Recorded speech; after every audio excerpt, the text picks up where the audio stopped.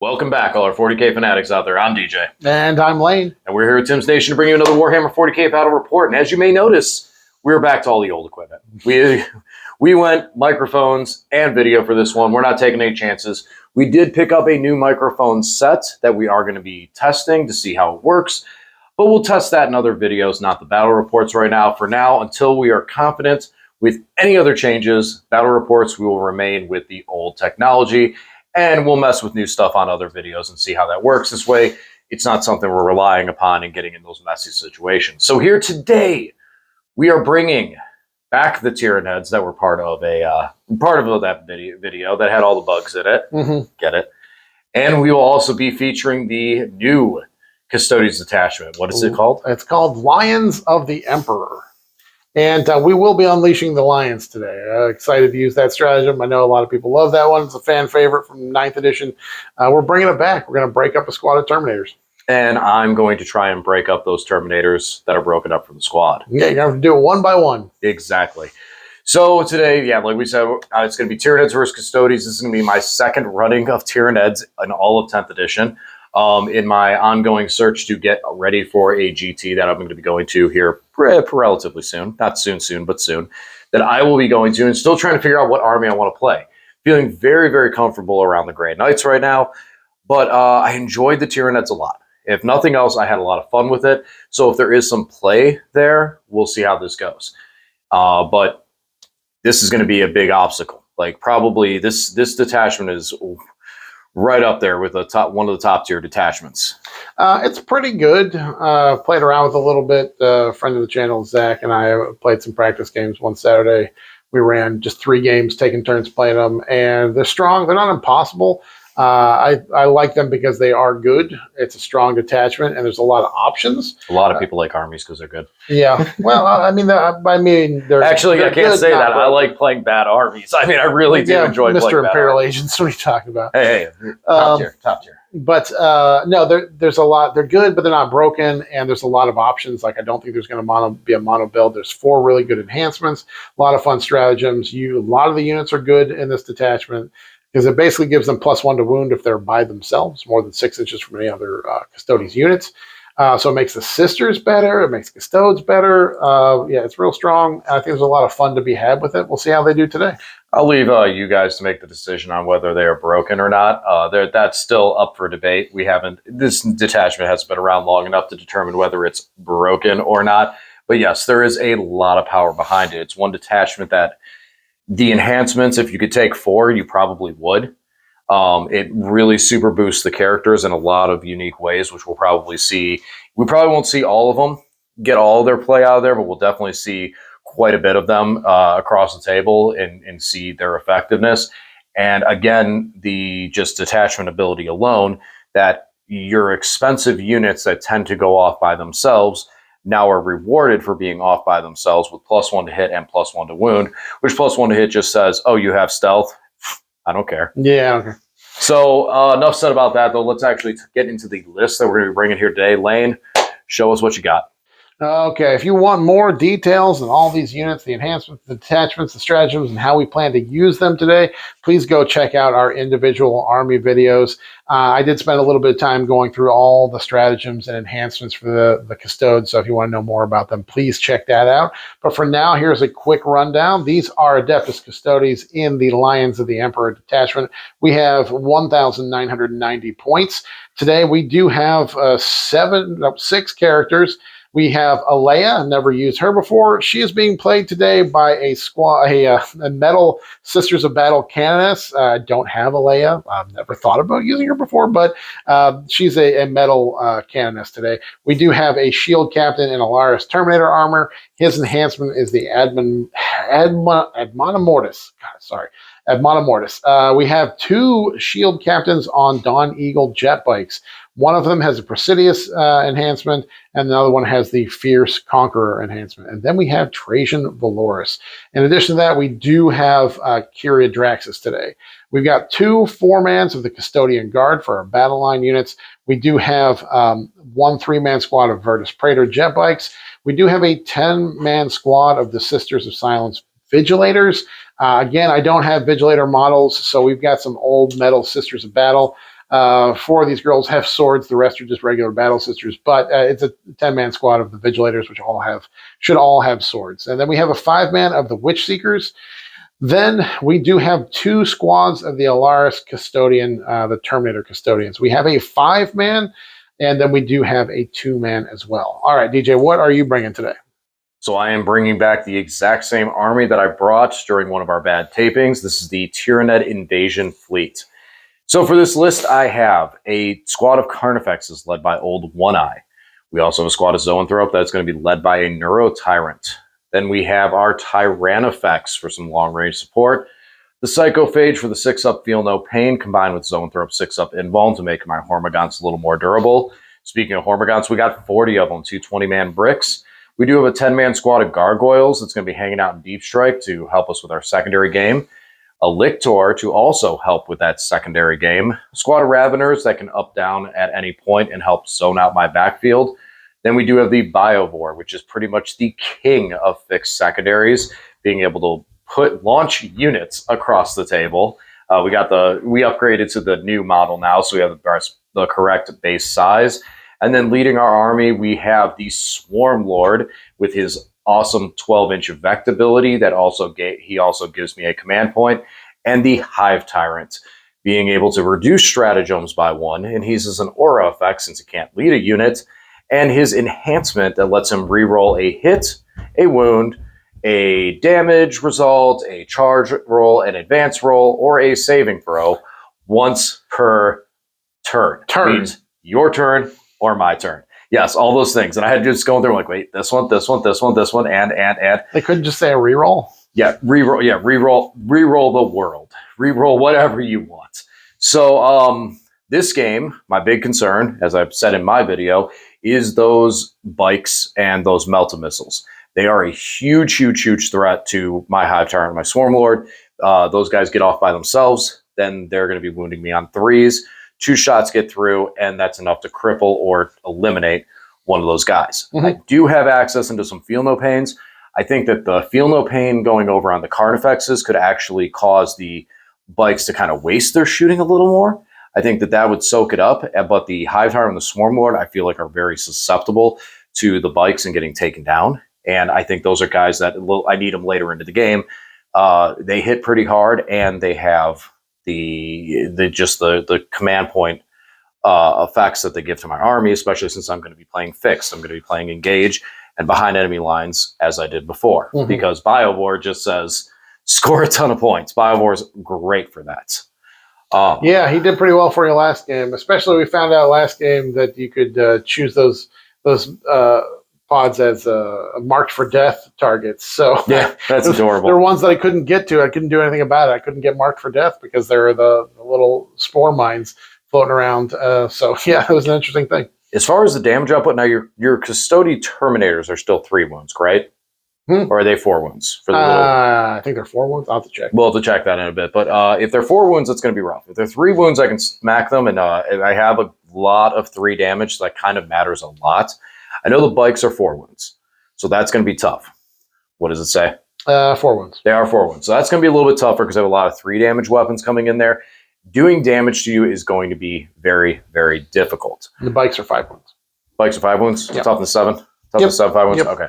Yeah, doing damage to you and removing units is going to be very, very difficult. It's going to take a lot of my army hitting very specific things.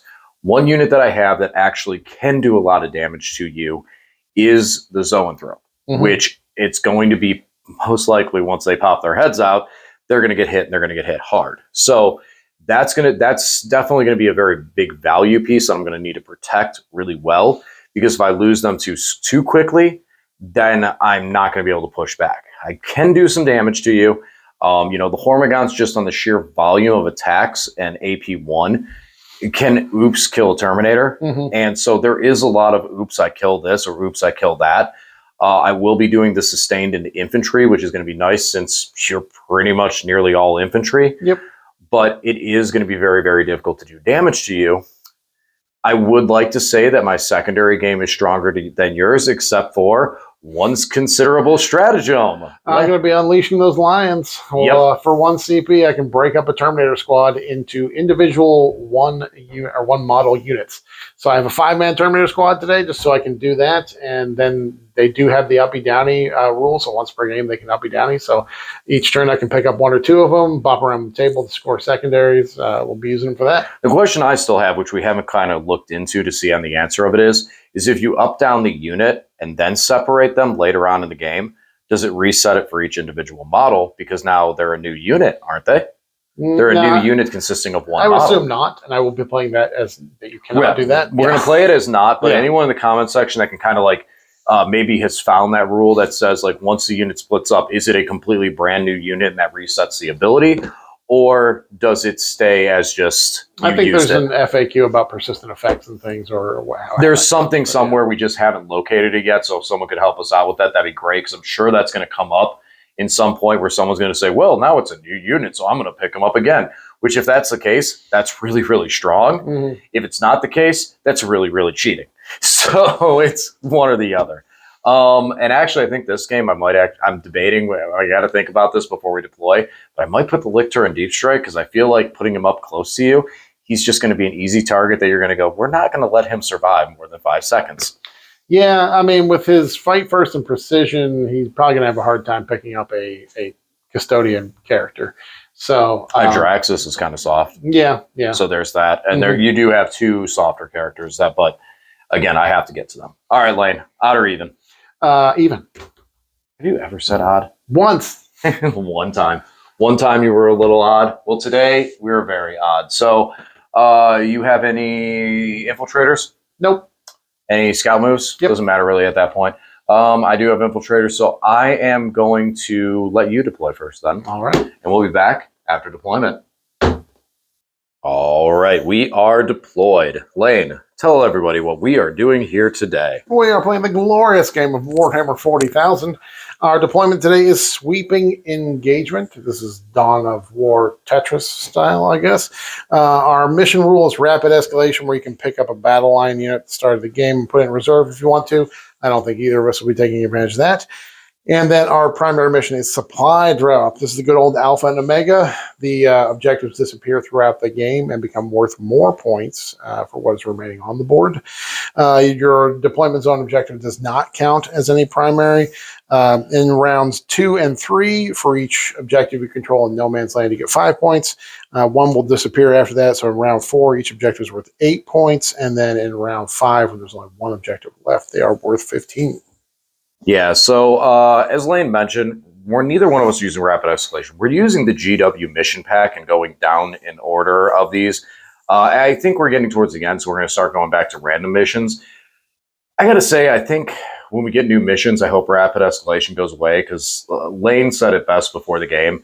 It's like if you're going to put stuff into reserve, you're just going to put it in reserve anyways. It's part of your game plan anyways. And I can't do that even because my battle line are these Custodian Guard, and with the character attached, they're more than 200 points, so it's a weird limit. Right, and for me, I want my Hormagaunts on the table because I want them to spread out and start doing some work. And the Gargoyles, well, I'm already putting them in reserve, so...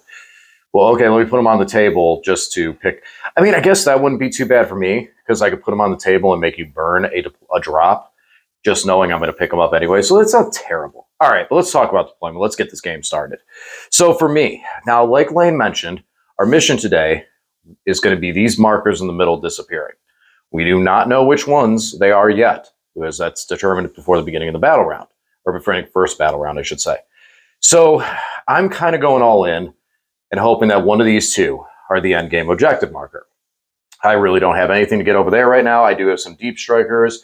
And I mean, I do have some speed. I could potentially get over there, but if that's the end game objective marker, I'm in trouble. So I'm kind of gambling a little bit and hoping that it's one of these 2, so we can play onto that. Now, even though the home objective marker doesn't matter, this is the best firing lane that I want to play out of, and I'm able to get the terrain effects right here in terrain, in cover, giving it a cover save, as well as getting it 2 very, very strong lanes to shoot down to hit some of these Custodian Guard, because he can pick them up 1 model per bullet if they get through. Then we have the Carnifexes being able to put their 3 damage on many different things, getting the Feel No Pain from the Psychophage that's kicking it to all these Hormagaunts, both left and right, and anything else that's in range of him. Hive Tyrant and Swarmlord are kind of hiding in the back. I don't really want them to get hit turn 1 from those Melta missiles, so this puts them in a safe place so they don't get hit by those, and Barrage turn 1, and I can make a play. Biovore is covering everything 9 inches out to my deployment zone, actually 9 inches out to this piece of terrain. So I'm safe from deep strikes to him. Not to say he can't deep strike 9 inches in charge if he goes to the front, but at least trying to keep him protected because he's going to need to score me a bunch of secondary points. Raveners here are ready to get picked up and move somewhere else. Could have put him in deep strike, but if I go second, that means I can pick him up at the end of Lane's turn and potentially use them for engage on all fronts or behind enemy lines, which are my secondaries I will be using for this game. Take a big breath and tell you that I have in reserve the Lictor, which can rapid ingress for free. Lane absolutely loves him because he swears every time I talk about him, he just generates more rules and then keeps asking. He had more rules than he did last time. Because I didn't put him in reserve. Lane learned this time that I can rapid ingress with him for free. We have the Gargoyles in Deep Strike as well. And yeah, think that about covers it. Oh yeah, my turn 1 secondaries for this are not very strong. If I go first, if I go second, a little bit better. But I'm trying to kind of protect the primaries, which are going to be a big part of this game. Your turn, Lane. All right. So in reserve, we do have Trajan Valoris with this 4-man of Custodian Guard. Oh, joy. They're ready to rapid ingress somewhere and do some damage. On the table, we do have our jet bikes with their jet bike captain. We've got 2 Terminators with the Terminator captain, 5 Terminators ready to be unleashed as the lions they are. Kyria Draxus with her Custodian Guard here. We do have, these are our Vigilators, our fighty sisters. We have our Witch Seekers, our Flamer sisters that have the scout move, and then the captain, the solo captain who has lone op and stealth. And a Hurricane Bolter. And a Hurricane Bolter. No, something I asked Lane about this before too, just so everyone knows. I was curious with this squad because I haven't seen them before. They all have swords. Yes, they all have swords. That was the thing, because we know some units you can take 1 sword per 4, 1 sword per this, or 2 per this. They actually all have the swords there. So just something, throwing it out there. All right, so in this game, Lane, do you want to go first or second? I kind of want to go second because the rapid ingress and the uppy downies are just a little stronger when we're second. So. Yeah, they are. I can feel you on that too. I kind of would rather I honestly would. I'd rather go second just so you kind of move out a bit so I can get some positioning. But all right, let's let the dice decide. 5. So I will be going first today. Lane, you have a scout move. What do you want to do about that? Well, I guess I'll go and move them a little bit. Okay. What are you going to do with them? Since it's the only scout move either one of us have. I do not have anything that scouts over here. This way, we're just going to scooch into the building. All right, and there's line of sight blocking over there. As I mentioned, I'm going to be going sustained in infantry with the invasion fleet this game. And that's about it. All right, Lane, it's time to play the game. My turn was relatively simple, just kind of move through all of it. So we rolled to determine which objective markers were going to be disappearing when at the beginning of the game. This one is going to disappear first, and this one is going to disappear second. So I played good gambit by cornering off over here, and now this is going to be the primary one. So we're going to start to try to move on this objective and get some space and make Lane have to come to us. We advanced the Hormagaunts up, decided not to charge these guys because that's the shield captain that can just shred.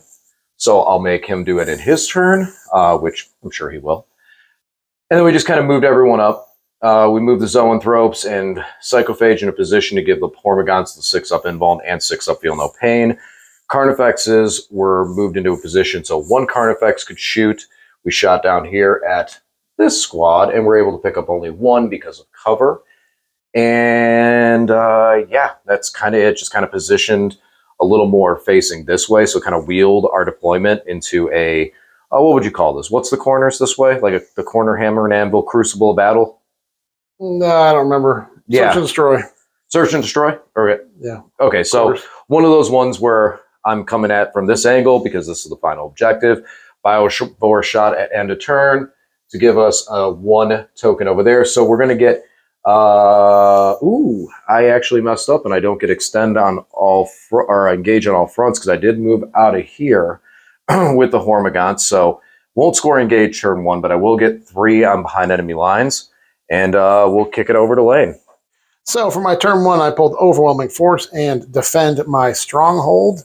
So Kira Draxus successfully did her can't be shot outside of 18 thing with these guys. So she is on the objective here. She'll be able to defend my stronghold. Overwhelming Force, we're going to try and kill a whole bunch of Hormigons. I don't want these guys. We're going to see if we can make them die. So these jet bikes scooched over here. 3 of them will be able to shoot at the Carnifexes. Maybe start doing some work there. And then we're going to charge in and take care of the Hormigons here.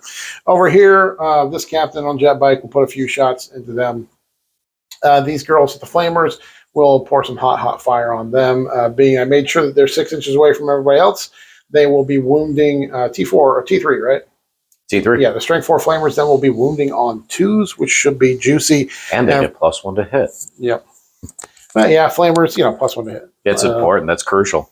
And then, of course, these custodian guard with carrier are just going to pop this little spore mine here. So that's it. We'll do a little bit of shooting and do some fighting. Still turns out it's hard to kill an entire squad of 20 models. So then they got 6 up invulns and 6 up feel no pains. It heads up a little bit. So the captain put some shots in here, picked up 4 of these guys. The girls put a bunch of heat on there, flamed a bunch of them. Looks like there's 6 left in that squad. Then that's really it for shooting. We managed to scrape 2 wounds off of one of these Carnifexes. I shot him with the salvos on the jet bikes. DJ did spend a CP to do a 5-up feel no pain on them. So I got 4 wounds through and he 5-up 2 of them. So I only did 2 damage to one of the Carnifexes. Not a big deal here. We did charge in to the Hormigons here. Tried to wipe the squad. The captain got an extra 4 attacks. But again, I rolled enough 1s. He rolled enough 6s to prevent me from getting that. So I'm not getting overwhelming force this turn. So yeah, that's a bit of a bummer. I did use the captain's once per game ability to have his unit fall back after fighting, and then I'm using the captain's free strat ability to reset that ability. So he still has his once per game fall back. And that's it. Didn't really score anything. Didn't score overwhelming force, but I'm going to hold on to that for the next turn. And then defend stronghold completes at the end of DJ's turn. On to his. Finishing up the Tyranid movement phase, we're going to start over here. So I did use the Hive Tyrants once per turn, free strat ability to use Endless Multitude since one of the units was within 6 inches of him, and did it for free. So we got a couple models back here, brought us to 9, and this squad went over 10. We auto passed the battle shock for a command point over here because I wanted these guys to stay alive, so I could score these points here on primary, as well as be able to move this unit for engage on all fronts. So I can get engage on all fronts this turn to the max. Behind enemy lines, we can still get 1 when we just when we shoot our spore mine. Advanced up these Carnifexes, they're going to be able to shoot at the bikes, and the Hive Tyrant will allow them to still shoot even though they advanced. So we're going to try and get some offense on here. We got to do something about these bikes, so they're just going to chew us up. And then these guys did not move. They are holding the objective barely, and we're going to try and shoot these girls off with, unfortunately, some psychic attacks, the Tyranids, and then 1 gargoyle just so I can spread them out a little more. So that's about it for me. Lane's suspiciously standing over here holding a couple of Custodes in his hand. I'm going to rapid ingress these guys. I'm going to use the captain ability to make it free. And we'll just go, oops, sorry. These guys only have a 24-inch range, right? Yeah, they might even be 18. Yeah. Okay, I think we're safe. Yeah. Okay. I think that one guy's a little close, sir. He's going to get real close. Well, he can get there when it's his turn. It's not his turn, okay? All right, let's do some shooting. Lane shifted his Termies because he feared the Tyranids, as he should. Because Tyranids did 11 damage to 1 unfortunate little sister. And then the rest of the squad got picked up by the Zoanthrope and the Tyranids' spray shots from the Stinger Salvo. So, yay, we cleared the center. We control that objective tentatively for the next couple seconds. Yeah, and then over here, Carnifex has moved up. They shot. We were able to punch 1 through, so 1 is down to 2 wounds. That was it. And the Biovore was only able to really find this spot for behind enemy lines, kind of where we were stuck at. So we will get 2 for engage, 3 for behind enemy lines. And yeah, we have yet to pick up a single model from Lane's army. No, you picked up these sisters. Oh, that's right. I picked up those. I've yet to pick up a Custodian guard from Lane's army. All right, over to Lane and his turn. All right, I kept overwhelming force from last turn, and I pulled no prisoners. So it's time to kill. It's time to kill, guys. So these Custodes, these Alaris move forward here. Kyria Draxus's outside of 18-inch thing was successful, so she can't be targeted outside of 18. These girls pushed forward. I did spend the CP to unleash the lions here to split this squad up into 5 separate and 1-man units. I forgot to do that in my first turn, so that's fine. We'll remember to do it now. And I moved the captain forward. He's going to come out and do a little wrecking here. These guys pushed forward. They were overwatched by the Carnifexes. They got full rerolls from a 1-eye, but failed to do any damage. Made my saves there. And then we swooped over these guys, so we're going to see if we do some mortal wound bombing to them. Our all 4 dice, every 2 up is 2 mortal wounds. That's 8 mortal wounds on these guys. Forgot to mention that at the end of DJ's, or at the end of my movement phase, Rapid Ingress Lictor for free, because he has all the rules and can do everything for free. So, are you within 12, DJ? Nope. Okay, I was going to say, I could try and make it That's 11. what I literally said. I'm like, oh, that's when I put him down. I was like, oh, wait, I'm blown up. So I put him there, and I put him like 13 inches away. I'm like, you can't shoot me. No, I can't charge either. We stepped up here with the Terminators. Hey, good job, Terminators, because they shot all the gargoyles away. They've got their grenades that are blast and their spears. So they're able to shoot pretty good there. Over here, we flew over the Hormagaunts and did 8 mortal wounds to them, so picked up most of that squad. And then I fired 1 missile at the Spore Mine, 1 missile at the remaining Hormagaunt, and 2 into the Carnifexes. I actually missed hitting the Spore Mine, so whoop. But we did finish off the Hormagaunts with 1 missile.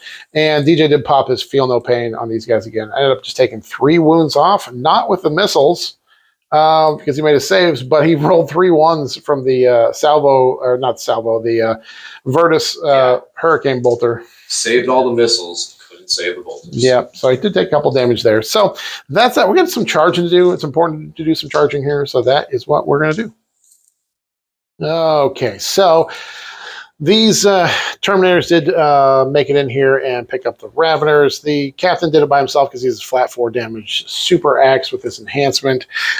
These girls did make the charge in here. Almost wiped that squad, but nope. 1 friggin'... I just can't kill these guys. They keep coming back. So 1 Hormagaunt left from this. And then here did not go very well at all. These guys only managed to pick up 1 of the Carnifexes. Got this one down to 2 wounds, and even the captain, the other captain that charged in, slapping into him, just couldn't do any damage. DJ put the 5 up Feel No Pain on him again, so it kept them alive. He made a lot of his saves, and then the Hive Tyrant picked up my captain, or the Hive Tyrant. Old 1-eye punched him. Hive Tyrant did some damage, and then old 1-eye with his strength 14 attacks was able to get through there. So kind of disappointing there, but at least we're keeping DJ off of primaries. And I scored my overwhelming force for just 1 for these guys. And no prisoners capped out by killing some squads. So on to DJ's turn. Alrighty, so we're on engage behind still. And we still have our Lictor back there hanging out in the corner for engage and behind. We still have our Spore Mine from last turn over here for engage and behind. And then we did pass the battle shock on this little Hormagaunt. Synapses is nice. And he ran over here, so we're going to have engage and behind for maximum points. So the rest of the things can start to try to do damage. So we move the Hive Tyrant normally, just right over here. And he's going to have to charge in there. We got to get rid of these bikes right now because Lane has also brought more friends to the show. Now, we do have some shooting. We can put 1 of the Carnifex's Venom Cannons into him, so hopefully that might pick up a dude or 2. And the Hive Tyrant can only, unfortunately, shoot towards middle, which will probably happen as well.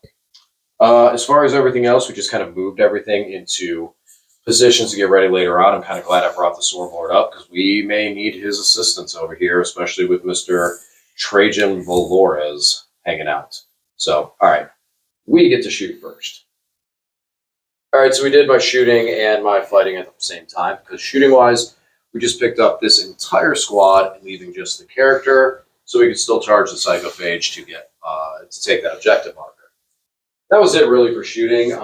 They saved my one shot going into them, which would have been nice to pick up dude over there. So then in the fighting, Hive Tyrant picked up 1.5 guys. Then the bikes were able to answer back, finishing off the Carnifexes, and barely finishing off the Carnifexes. Feel No Pain again, tried in there.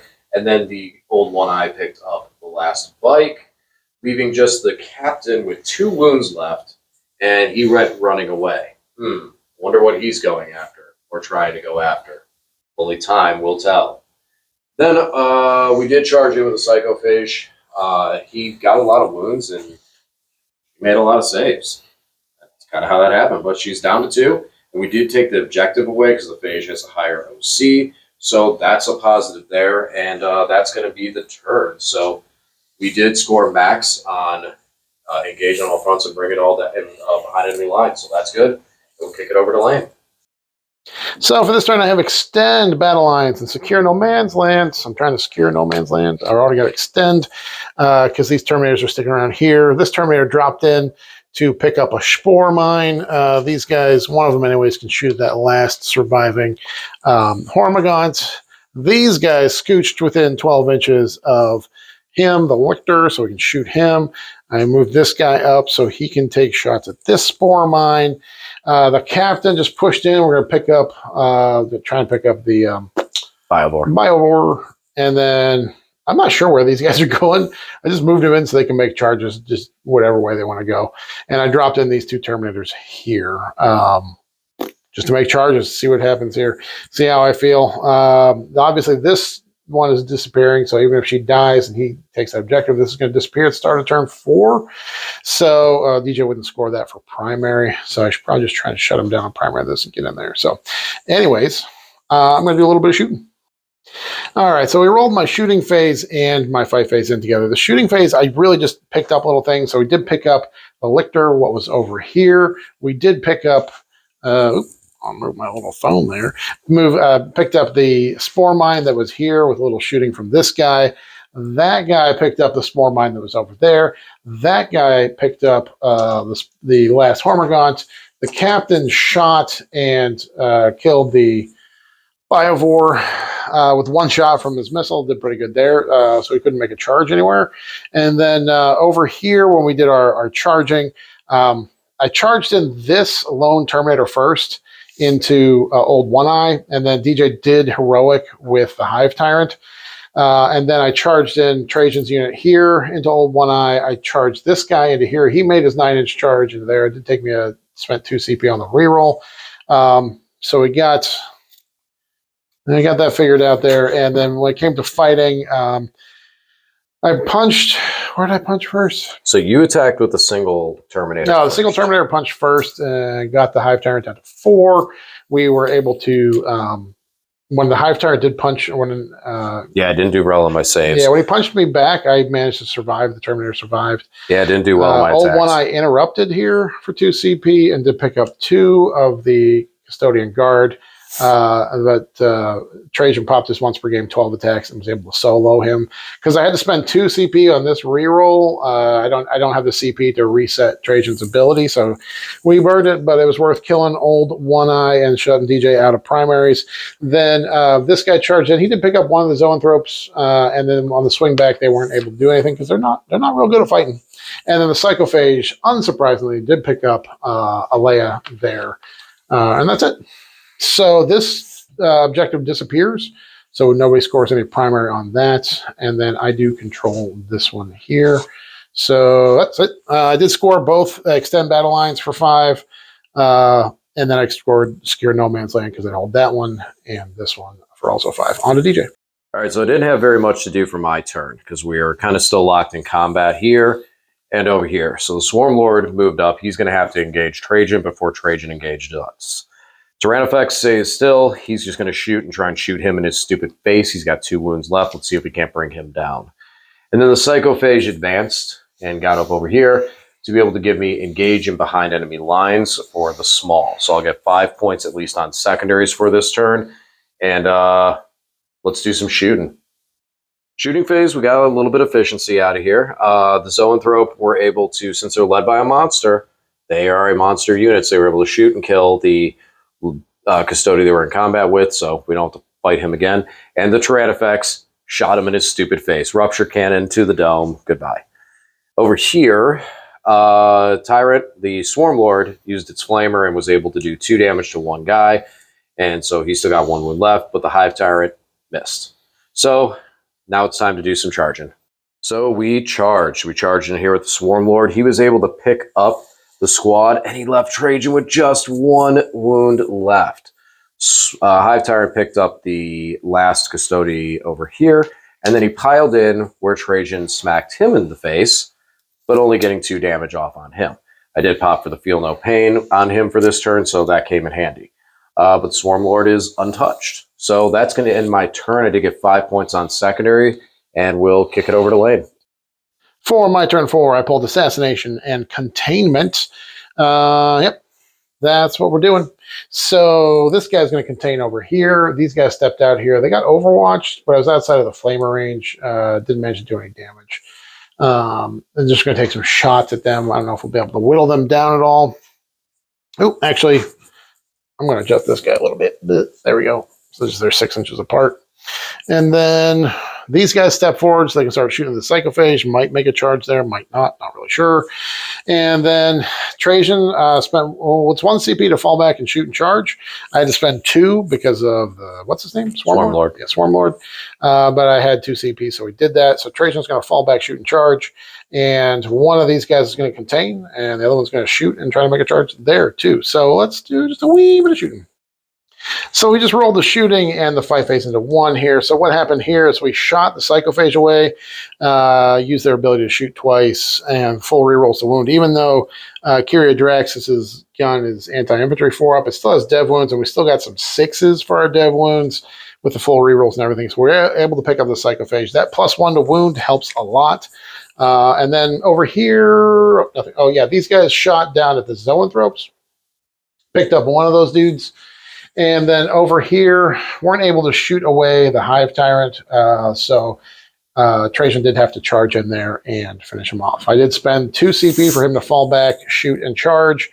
So one of these guys contained. The other one just shot at him. Didn't do any damage, though, so I had to charge with Trajan. So did that. DJ will score. He will control this one because he's OC3. I'm only OC2. So that is the end of my turn. Did score Assassinate for picking up the Hive Tyrant and Containment twice for 6. So for my turn, we did score 15 on primary. So right now I'm going to try and prevent Lane from scoring 15 on primary if it matters, because it's probably the best situation to get into. Can't score Engage, and getting behind enemy lines would be really, really tricky. We'll try and mess with it a bit. It is kind of 8 inches behind this one Custode, so we could charge him and get there. Maybe. Lane's going to double check. Is it not holy, though? Not holy, so really no way to do it. But we are going to do some, yeah, and I won't be able to. I'll look at my strats. There might be one that I'm allowed to just consolidate after. I think I do have something weird like that, but I got to look at those. So if we move the Zoanthrope up, 3 of these can shoot at this one dude down here, and then the other 2 would have to go into Trajan. The Tyranids, while he could shoot at those guys, that doesn't matter. It's just get rid of Trajan. That's all it is. Get rid of Trajan, move on. So that's about it. And let's do some shooting. So shooting wise, the Tyranids shot Trajan in his face, and I rolled out the damage. He did 23 damage to Trajan with 1 wound left. And then the Swarm Lord, we shot with the Zoanthrope, and unfortunately we're unable to take down that one guard. So we multi-charged with the Swarm Lord, spent a command point for 5-up crits, and we were able to pick both of them up. And then I did look. I have the stratagem Overrun. He is a synaptic creature. He is Synapse. So he was able to make a normal move of 6 inches and get me those 3 extra points for behind enemy lines. So that's going to be it. Kick it over to Lane and how he finishes out the game. For my last turn, I pulled Area Denial and Mark for Death. I wasn't going to be able to pull off Mark for Death because I was over on this side of the table while DJ was over on that side of the table. So I just did a couple advance rolls trying to get these guys within 3 inches of the center, and nobody made it in. So I didn't score any secondaries in turn 5. That's a big bummer. I never was able to pull behind enemy lines, even though I was over there and had it. So I didn't score any primary. I didn't score any secondary last turn. However, neither of us scored particularly high in this game. So I finished out a final score, Tyranids 54, Custodes 55. Super close game. Obviously, I say that it's 1 point difference, so anything Yeah, would change. remember that engage on all fronts I talked about turn 1 that I messed up? Literally anything could have changed the game. So, yeah. But that was a lot of fun. The Lions are fun to play. Tyranids are strong. Follow us over to the post-game battle report. We'll talk it all out. All right, have a good one.